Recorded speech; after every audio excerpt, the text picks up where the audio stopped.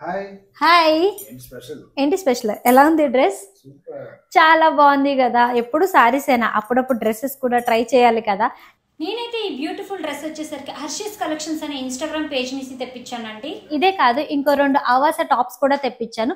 Mainly tops ఏమైనా తీసుకోవాలంటే నాకు చాలా భయం, ఎందుకంటే ఎస్ సైజ్ దొరకదు. కానీ వీళ్ళ దాంట్లో స్పెషాలిటీ ఏంటంటే ఎస్ సైజ్ నుంచి అవైలబుల్ ఉన్నాయి. క్లాతింగ్ అయితే చాలా బాగుంది, మీరే చూడండి.